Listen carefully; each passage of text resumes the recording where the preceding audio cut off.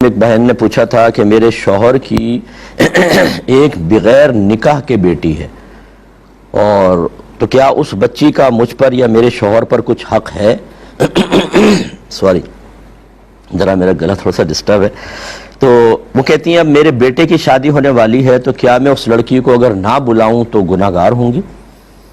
یعنی مطلب زنا سے ایک اولاد ہے شوہر کی، وہ سب جانتے ہیں اس کو۔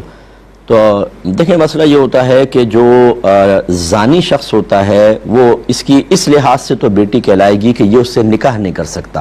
فقہ حنفی یہی ہے، کیونکہ وہ اس کا جز ہے، اس کے جسمانی اعضاء اس میں شامل ہیں، اس وجہ سے یہ جزیت اور بادیت کا تعلق کہلاتا ہے۔ اس لڑکی کا نکاح تو اس سے نہیں ہو سکتا، لیکن شرعی لحاظ سے اس لڑکی کا نسب بھی اس سے ثابت نہیں ہوگا۔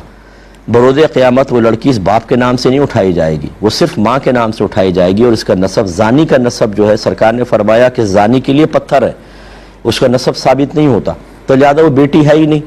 جب بیٹی ہے ہی نہیں نسب کے اعتبار سے، تو اس کا نہ باپ پر حق ہے، نہ آپ پر حق ہے، اور نہ اس کو کوئی بلانا آپ کے لیے لازم ہے، بلکہ بلائیں گے تو خواہ شوہر کے عیب اور ظاہر ہوں گے، کیونکہ عورتیں بتاتی دیکھو وہ ہے جو زنا سے پیدا ہوئی ہے، وہ بچی بھی گلٹ فیل کرے گی، شوہر بھی کرے گا، جس پر یہ گناہ ظاہر نہیں تھا اس پر بھی گناہ ظاہر ہونا شروع ہو جائے گا، اور گناہ کا اظہار بھی گناہ ہوتا ہے۔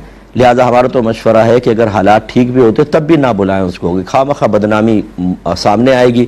اور آپ اپنے بیٹے کی شادی کر رہی ہیں، ہو سکتا ہے کہ بیٹے کے جو سسرال والے ان کو یہ بات پتہ چلے تو بولیں بھائی ان کو تو گند بھرا ہوا ہے گھر میں، معاذ اللہ عورتوں کی زبان تو کوئی بند نہیں کر سکتا نا۔ میں عورتوں کی ذرا ترجمانی کرتے ہوئے کہہ رہا ہوں، بعض ناراض بھی ہوں گی کہ بھئی ان کے تو ایسا ہی ہے، ان کا ہو سکتا ہے بیٹا بھی ایسا ہی ہو، معاذ اللہ ثم معاذ اللہ، ایسا نہ ہو کہ پوری شادی آپ کی خراب ہو جائے۔